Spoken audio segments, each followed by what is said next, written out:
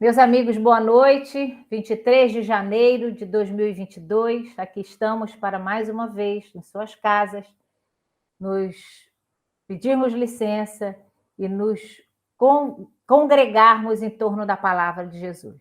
A noite de hoje está sendo oferecida para todos nós, para que possamos ouvir com alegria e atenção o capítulo 19 do Evangelho segundo o Espiritismo, pela palavra do Eduardo Guimarães. Eduardo Guimarães é um companheiro já antigo da nossa casa, muitas vezes já esteve conosco presencialmente, e ele vem de Niterói, do Grupo Espírita Casa de Caridade Aureliana.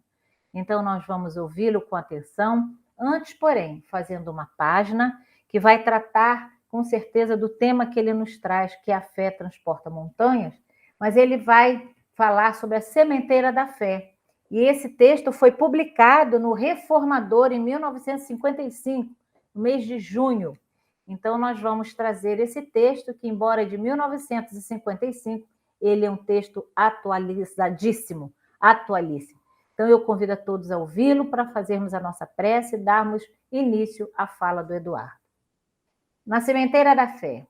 Para que possamos movimentar a fé no plano exterior, é imprescindível venhamos a possuí-la, ainda mesmo na diminuta proporção de uma semente de mostarda no solo de nosso próprio espírito. Assim, pois, é indispensável arrotear a terra seca e empedrada de nosso mundo interior para ambientar em nosso coração essa planta divina. A vida é qual fazenda valiosa de que somos usufrutuários felizes, mas não podemos aprimorá-la ou enriquecê-la confiando-nos à preguiça ou à distração. O proprietário da vinha não cederia ao lavrador uma enxada com destino à ferrugem. A gleba das possibilidades humanas em nossas ações reclama trabalho incessante e incansável boa vontade. É imperioso remover no campo de nossa alma os calhaus da indiferença e drenar na vasta extensão de nossos desejos os charcos da ociosidade e do desânimo. Serpes, traiçoeiras e vermes daninhos ameaçam-nos a sementeira de elevação, por todos os lados, e detritos de variada natureza tentam sufocar instintivamente os germes de nossos pequeninos impulsos para o bem. É necessário, assim, alterar a paisagem da nossa vida íntima, para que a fé viva nasça e se desenvolva em nossos destinos, por gradativo investimento de força transformadora e criativa, dotando-nos de abençoadas energias para as nossas realizações de ordem superior. Se tiverdes fé do simples tamanho de um grão de mostarda, disse o Senhor, adquirireis o poder de transportar montanhas.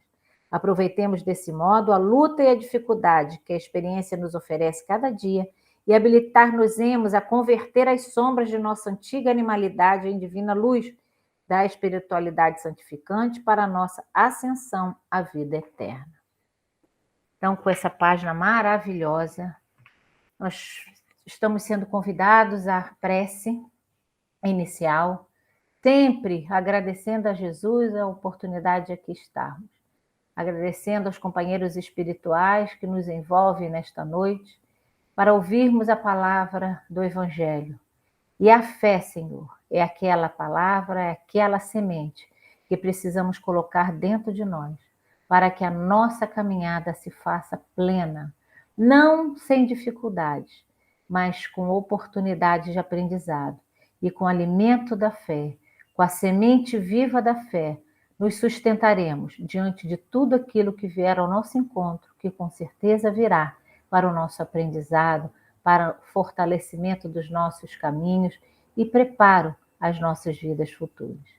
Que o Senhor abençoe nosso companheiro Eduardo Guimarães, para que ele tenha o verbo encantador a nos trazer a mensagem da noite de hoje e que ao final dela possamos nos sentir muito felizes e sustentados na fé que transforma as nossas montanhas íntimas em fardo leve e suave, conforme o Senhor nos diz.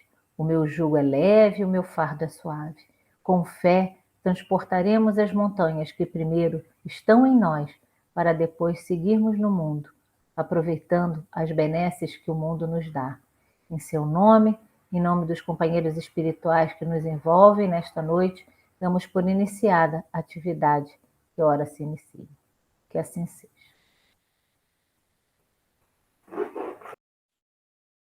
Meus amigos, meus queridos companheiros do Grupo Espírita Irmã Sheila de Viçosa e outros possíveis companheiros que estejam nos ouvindo em outras localidades, aqui estamos realizando mais um trabalho. Dessa forma, permitam-me, sem graça, que é a transmissão virtual. Imaginem vocês que eu estou aqui no esforço grande, vou tirar o óculos porque a luz dá um reflexo no óculos e atrapalha bastante. Mas imaginem vocês que eu estou aqui nesse ensaio de treinamento forçado e, eu diria, doído, de aprender as ferramentas da tecnologia para que se faça possível o nosso intercâmbio, a nossa fala, o nosso entrosamento, ainda que seja nessas bases. Eu creio que, como eu, os companheiros também estão ávidos, nós não vemos a hora de podermos estarmos juntos, comungando do mesmo ambiente, recebendo a influência bondosa dos guias na casa espírita, naquele espaço de comunhão espiritual. Mas, como eu disse, ainda sendo dessa maneira, ainda temos de agradecer, ainda temos de estarmos relativamente felizes por estarmos podendo, de alguma forma, manter esse contato. Então, que Deus nos abençoe, que possamos ter uma noite de estudos, uma possibilidade de compreensão a respeito desse tema tão momentoso, tão importante, tão da hora, que é sobre a fé. O tema proposto pelos organizadores, diretores da casa, foi o capítulo 19 do Evangelho segundo o Espiritismo, A Fé Transporta Montanhas. É um capítulo belíssimo, é um capítulo que nós dedicamos algum estudo, porque o nosso propósito é de trazer alguns elementos para o entendimento nosso a respeito desse fenômeno que é importantíssimo nas nossas vidas, que é o ato de fé. Mais do que o ato de fé, é uma experiência de fé, uma experiência viva de fé. E aí, com a devida vênia, pedindo 1000 desculpas aos companheiros, eu me permito, ainda assim, ler um trecho que se encontra neste capítulo 19 do Evangelho, um texto do nosso codificador, para iniciar as nossas considerações nessa reunião. Então, estamos lendo o tópico 6 do capítulo 19, né? Que tem por título, o tópico 6, a fé religiosa. E o codificador diria assim: a fé consiste na crença em dogmas especiais, que constituem as diferentes religiões, porque todas elas têm seus artigos de fé. Eu vou repetir para chamar-lhes atenção, uma vez que eu não estou com slide aqui para projetar, e aí eu tenho de contar com a concentração de vocês. A fé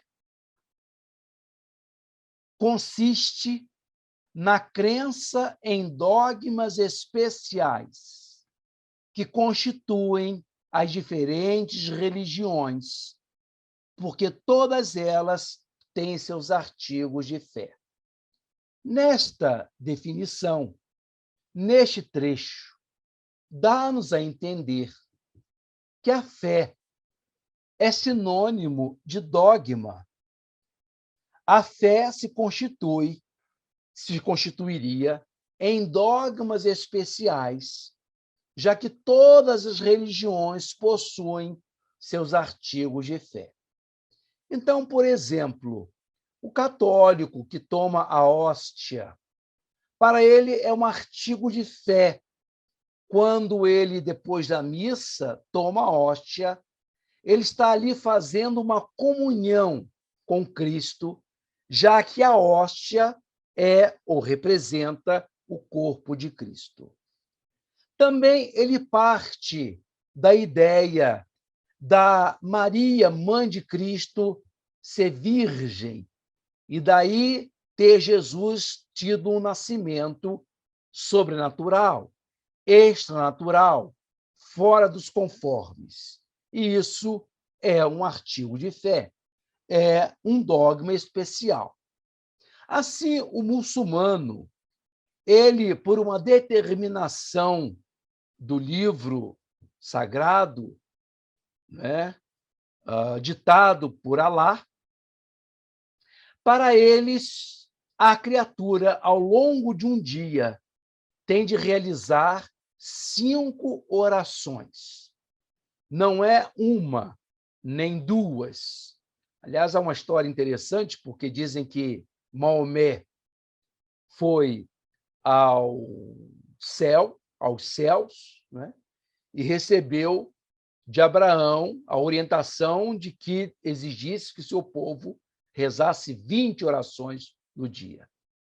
Mas dizem que quando Maomé, não sei se eu falei Alá erradamente, mas quando Maomé, o grande profeta, ele passa pelo céu em que estava Moisés, e diz a Moisés que, por orientação de Abraão, o povo deveria orar 20 orações, Moisés disse absolutamente, esse povo não é capaz de rezar essa quantidade de vezes. Vamos fazer por menos 5 vezes. E, segundo a lenda, essa é a história porque o muçulmano, ao longo de um dia, reza 5 vezes. Isso é um dogma, isso é matéria de fé. Isso diz aqui o texto do codificador, isso é artigo de fé. Isso seria a nossa compreensão se eu tivesse lido verdadeiramente o que está escrito. Mas eu, intencionalmente, eu seccionei, eu parti de um determinado ponto do texto exatamente para gerar essa diferenciação. Lembrem que eu li: a fé consiste na crença em dogmas especiais, que constituem as diferentes religiões, porque cada um tem a seu artigo de fé. Mas o texto não começa assim. E daí nós temos de ter a devida atenção quando nós nos propomos a ler os textos da codificação nas suas sutilezas. É claro que a gente não consegue isso sempre, mas aqui vai a minha contribuição. O texto não começa assim. O texto começa assim. Do ponto de vista religioso. Ora, quando Kardec fala que é de um determinado ponto de vista, não é de todos os pontos de vista. É do ponto de vista, não é filosófico, não é científico, não é psicológico, não é antropológico, é do ponto de vista religioso. Daí o título chamar-se Condição à Fé Religiosa. Do ponto de vista religioso, a fé se consiste em dogmas, porque todas as religiões têm seus artigos de fé.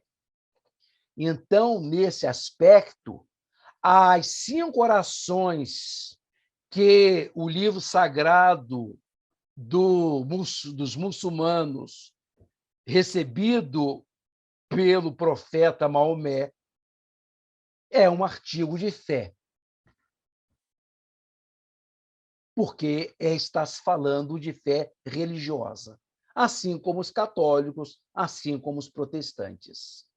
Mas o codificador fala que é do ponto de vista religioso que a fé se consiste em dogmas. Isso querendo dizer que a fé ela transcende, ela pode transcender o ambiente religioso. E nesse aspecto estamos falando de uma fé que não é uma fé baseada em crenças, em postulados, como é a fé da doutrina espírita, baseada em postulados, embora tenha uma diferença crucial que nós vamos falar. A fé que eu estou me referindo, ela não é essa fé religiosa, porque a fé religiosa ela se compõe de preceitos, postulados, dogmas, princípios que se diversificam conforme as religiões. Daí que a doutrina espírita também tem seus princípios, seus postulados. Nesse aspecto, estamos falando de princípios em que a pessoa crê ou deixa de crer. Nesse aspecto, a doutrina espírita propõe uma fé que é o quê? Raciocinada, porque ela traz evidências, ela soma à fé um rol de evidências, de verificações. É o que diz o codificador. Sob esse aspecto, quer dizer, do ponto de vista religioso, em que a fé católica é uma, a fé protestante é outra, a fé do hinduísmo é outra, sob esse aspecto, a fé pode ser raciocinada ou cega. Então, meus amigos, há que se prestar atenção que está se falando da fé enquanto definição de credos, de princípios, de dogmas, de postulados. E aí sim, quando se trata da doutrina espírita, esses postulados, esses princípios possuem base de verificação racional, de checagem, de experimentação. Então, vejamos, enquanto que, num procedimento de religião tradicional, o sacerdote diz ao seu crente, ao seu profitente, que ele deve fazer o bem, porque é o bem que o conduz ao céu ou às camadas superiores dos céus, e o mal o conduziria ao inferno, a regiões umbralinas. Quando o sacerdote coloca isto, o crente, aquele que professa essa religião, ele tem de aderir a esse postulado, a esse princípio de fé, com base somente naquilo que o sacerdote está dizendo. Em que a doutrina espírita se diferencia das outras religiões? Em que se constitui a fé raciocinada que Kardec nos traz? É a demonstração de que isso que o padre ou que o sacerdote alegou, isso é um fato. E como é que o Espiritismo demonstra isso através do fato? Qual é a experiência que pode dizer que isso é verdade. O bem tem a recompensa do bem e o mal recebe a recompensa do mal.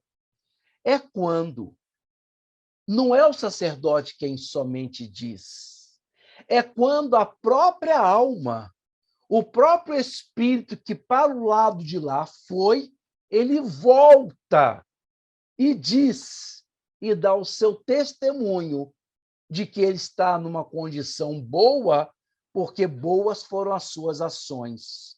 Ele está numa condição deficitária, infeliz, porque não agiu bem perante a sua vida. Então, vejam, de vez em quando entram umas mensagens que não tem nada a ver.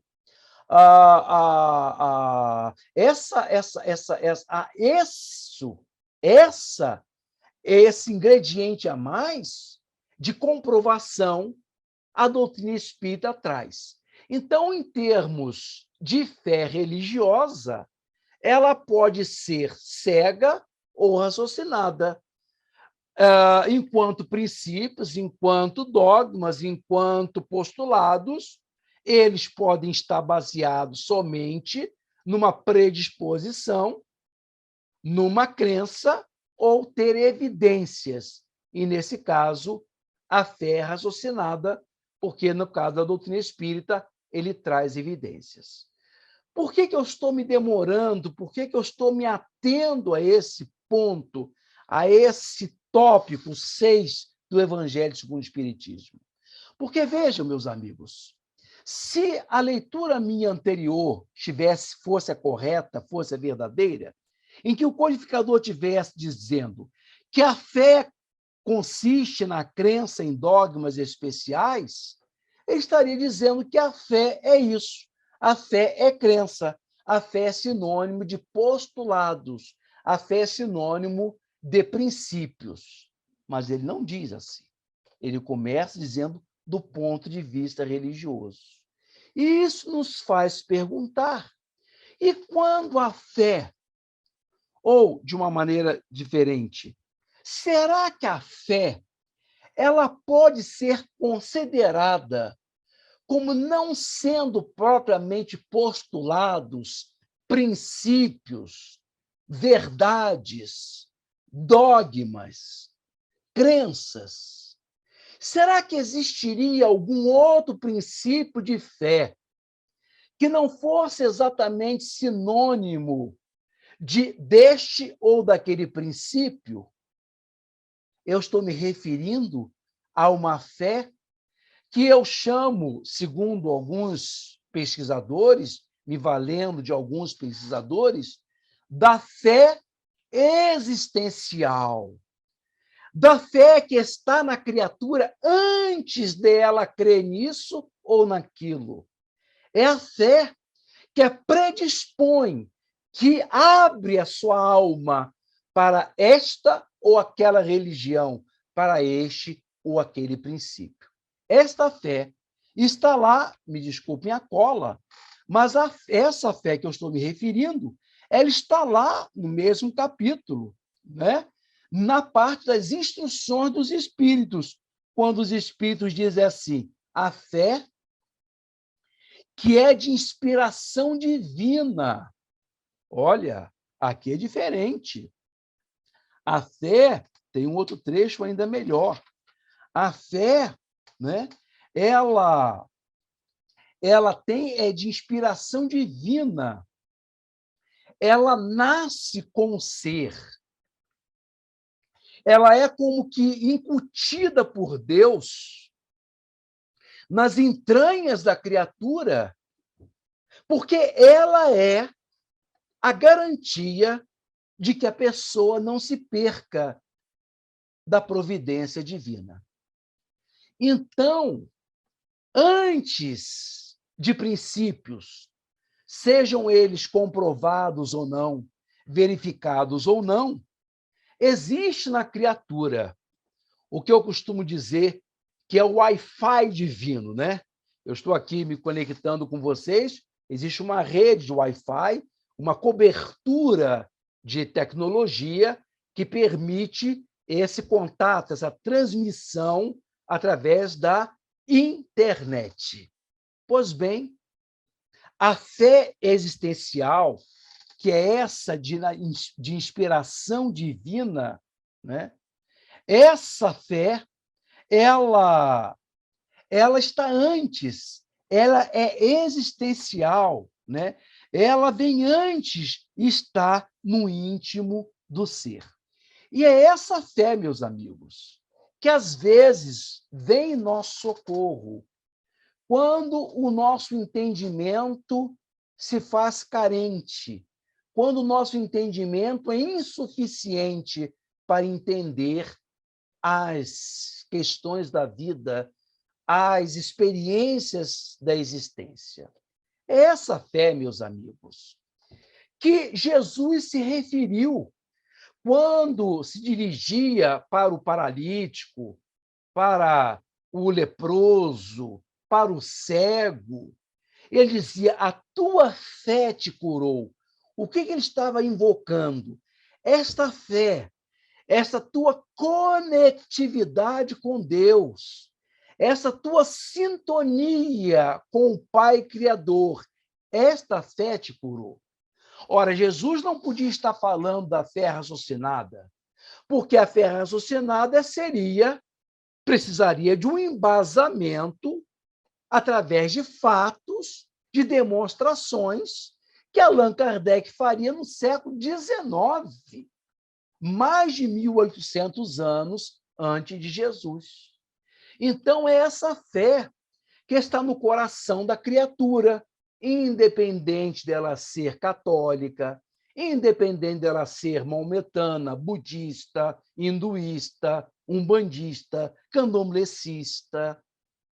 É assim que nós podemos entender como é que algumas pessoas, e certamente todos vocês conhecem alguém que não dispõe do entendimento nosso da reencarnação, não dispõe como nós dispomos dos fatos, das demonstrações, das experimentações mediúnicas. E essas pessoas são capazes de, numa atitude de busca interior, se conectar com essa fonte divina e encontrar sustentação para a sua existência. Às vezes acontece que algumas pessoas espíritas, elas, embora com todo o entendimento, elas não conseguem esse processo de pacificação, de interiorização, de plenitude, a despeito de muito saber.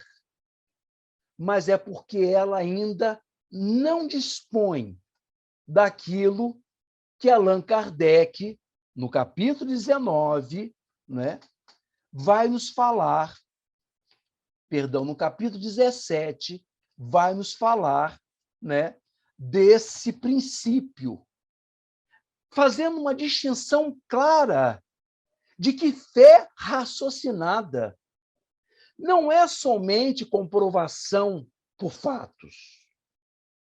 Fé raciocinada não é somente um processo intelectivo, cognitivo, mental. Quando o codificador lá vai nos dizer assim, quando ele nos diz assim, tirei aqui da página, mas já vou achar. Diz ele, né, que aqui, sim. Diz ele assim, né, no capítulo 17. Muitos, entretanto, né, se referindo aos espíritas, muitos, entretanto, dos que acreditam nos fatos das manifestações, não lhes apreendem as consequências, nem o alcance moral. Ou, se os apreendem, não os aplicam a si mesmos. Provém isso, olha, diz o codificador, como é é que pode, então, a pessoa reconhecer as manifestações, né? Algumas apreendem as consequências e outras não. Quer dizer, algumas até admitem que o espírito volta e dá o seu testemunho da sua condição no plano espiritual. Outras não. Mas mesmo essas que admitem isso como verdade, não é? Elas não aplicam a si mesmos. Quer dizer, fica somente um entendimento cerebral que a pessoa não consegue incorporar de verdade na sua vida. De onde provém isso, né? Como é, por que é que isso acontece? Diz Kardec. Provém isso de que a parte, por assim dizer, material da ciência somente requer olhos que observam. Ou seja, uma pessoa inteligente, uma pessoa aberta, uma pessoa despreconceituosa, né? Ela pode se aproximar desses fatos, como existiram na história do Espiritismo vários experimentadores, e aqui eu lembro pelo menos do Charles Richer, que estudou os fenômenos, que viu materializações, testou os espíritos através de vários médiuns e não chegou à conclusão, não percebeu a realidade espiritual. Porque a parte da ciência, a parte da comprovação é insuficiente. E diz, continua o codificador. Enquanto que, quer dizer, a parte material só precisa de intelecto, de cérebro, de intelecção, né, de cognição. Né? Isso as pessoas podem fazer não comprometidas com a fé. Pode a pessoa, inclusive, admitir a existência de Deus. Deus é uma hipótese interessante, consegue explicar uma série de coisas, mas não sentir-se filha de Deus, não sentir Deus em sua vida. Os gregos faziam isso. Eles achavam a ideia de Deus até interessante, mas não conseguiam vivenciar aquela experiência do divino em si mesmas. E Kardec, então, vai dizer, porque a parte essencial exige um certo grau de sensibilidade. E quando ele está falando de sensibilidade, ele está falando da dimensão do sentimento, da dimensão da alma, da dimensão da emoção, da dimensão que está nas profundezas do espírito. Enquanto que a parte essencial exige um certo grau de sensibilidade, a que se pode chamar maturidade do senso moral. Então, não é somente uma questão de experimentação, porque muitos observam, muitos analisam, muitos estudam, mas não conseguem apreender o sentimento divino, esse instinto divino, que os espíritos nos falam na questão 5 do Livro dos Espíritos, né? Quando falam que o nosso conhecimento de Deus é instintivo. Né? Kardec pergunta, de onde provém esse sentimento instintivo que a criatura tem de Deus? Ora, se é um sentimento instintivo que a criatura de Deus, que tem de Deus, esse sentimento não foi pregado, esse sentimento não foi adquirido, esse sentimento não foi ensinado. A criatura traz instintivamente. E eu vou pegar aqui outra cola, que é a questão 649, também do Livro dos Espíritos, que fala da lei de adoração, como sendo uma lei intrínseca. Quer dizer, a criatura adora, a criatura se dirige para Deus de maneira instintiva. Essas considerações, meus amigos, eu quis fazer nessa noite para que nós tenhamos a devida clareza de que a fé raciocinada, ela embute, ela traz consigo, além dos elementos de experimentação, de análise, de raciocínio, ela traz esse princípio instintivo da intuição de que nos fala Kardec no livro Minha Gênese, quando ele fala de que a fé ela dispõe do elemento intuitivo, do raciocínio e da experimentação. Então, é importante compreendermos que quando nós dizemos que temos fé de verdade, isso envolve a criatura como um todo, o ser nas suas estruturas diversas, tanto mentais quanto emocionais. Às vezes, a criatura só dispõe desse instinto e ele é suficiente para que a pessoa resista às intempéries, às dificuldades da existência.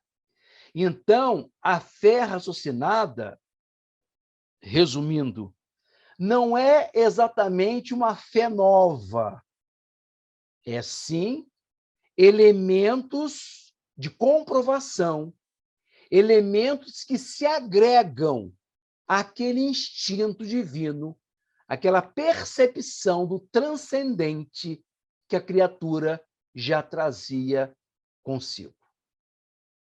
Essas são as considerações, meus queridos, que gostaríamos de trazer para vocês na noite de hoje, ainda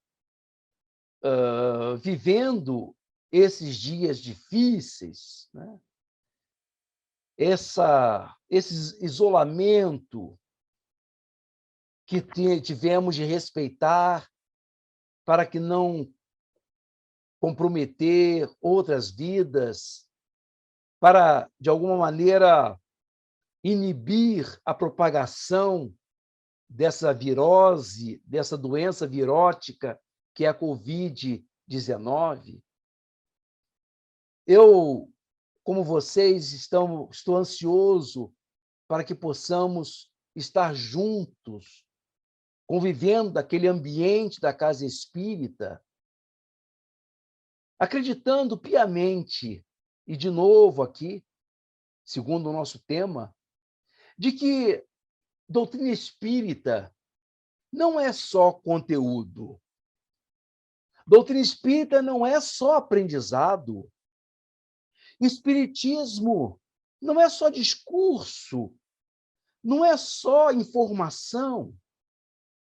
A doutrina espírita, que apregoa, que nos traz a fé raciocinada na sua plenitude, nas suas consequências últimas, envolve uma experiência de vida.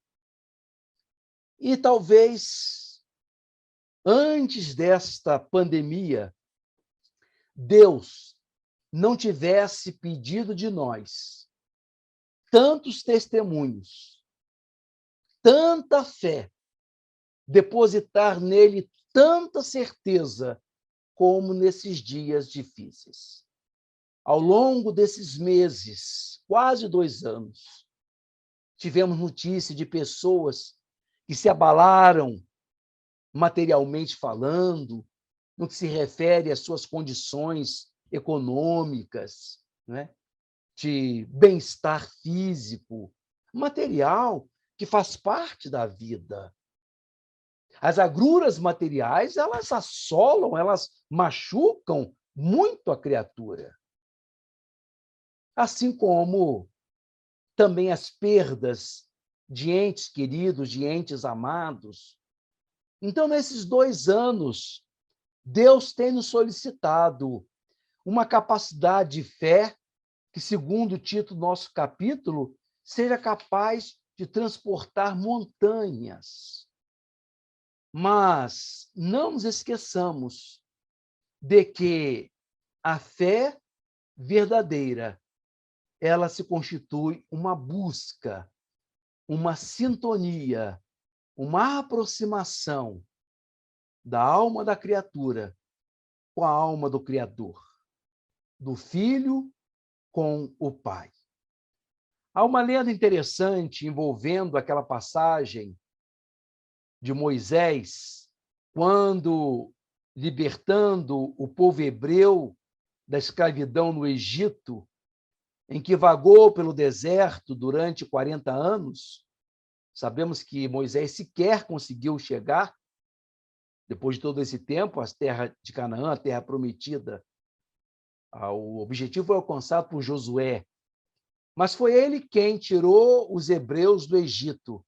E segundo a narrativa bíblica, foi ele quem abriu o Mar Vermelho, de modo que, quando os hebreus chegaram diante do mar, ali o mar se abriu e eles puderam passar sãos e salvos.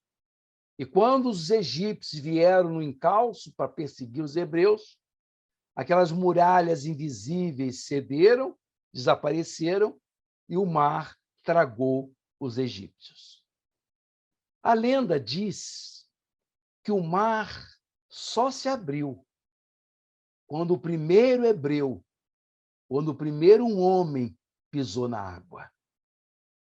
Foi quando ele pisou. Embora Moisés tivesse ferido a água com o cajado, ela só abriu de verdade quando o primeiro homem entrou no mar. Porque a fé envolve isso.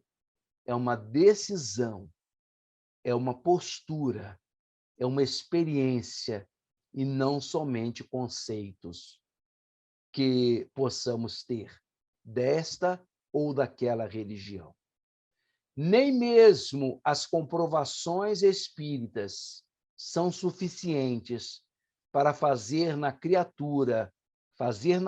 na criatura essa plenitude a que damos o nome de fé raciocinada, em que a fé vê e a razão comprova.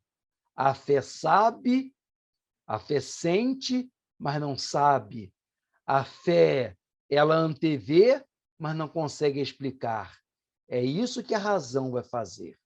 A razão vem, ao encalço da fé, demonstrar aquilo que a fé instintivamente já percebeu, já intuiu, já apreendeu.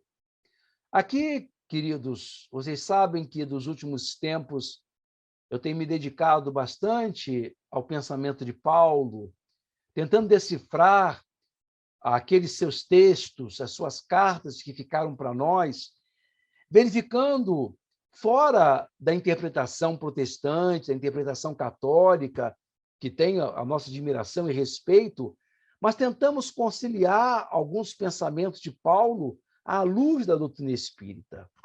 E aqui eu encerro essas considerações, né, me lembrando de um trecho de afirmação de Paulo, desta certeza, dessa fé, desse instinto divino, dessa inspiração divina que é a fé que nos falam os Espíritos.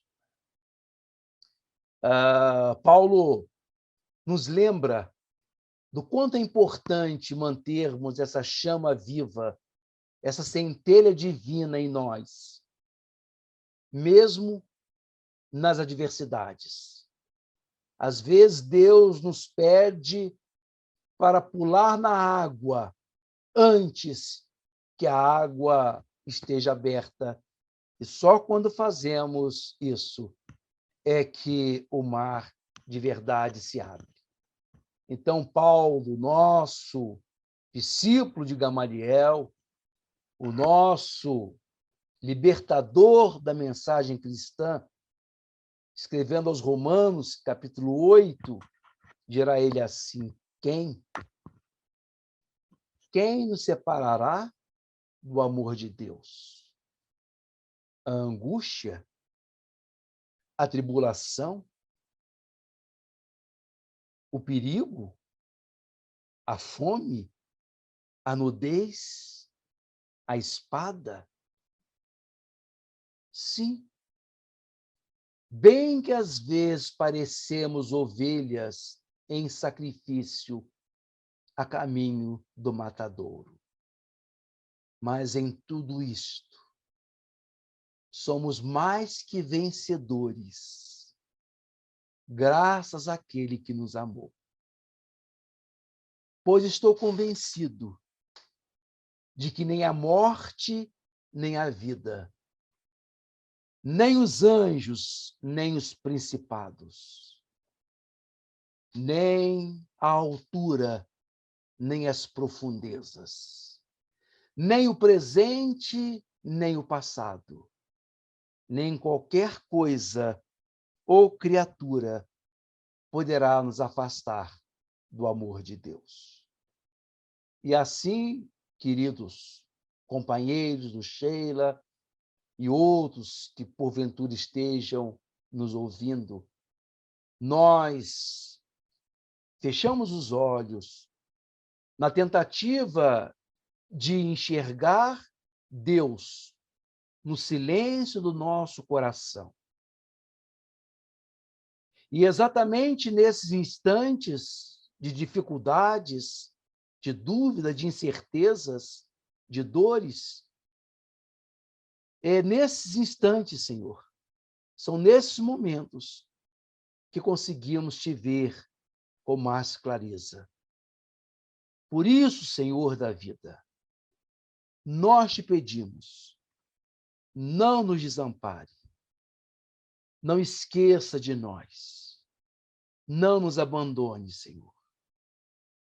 E se assim pedimos, tolos que somos, acreditamos que precisamos te ensinar como conduzir nossa vida, como proteger a nossa existência. Bastaria, Senhor, bastaria simplesmente sentir-te nas profundezas do nosso coração, na lucidez da nossa consciência, onde estão todas as leis, todas as divinas leis, para sentirmos o teu hálito, o hálito divino, o teu hálito, Senhor.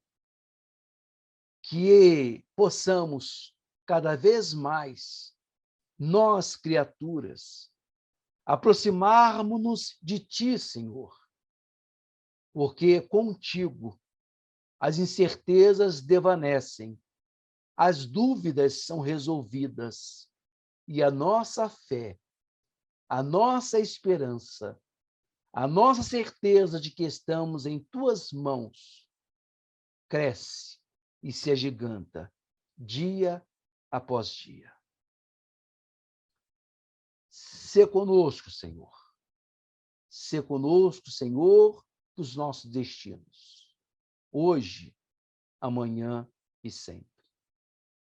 Que assim seja.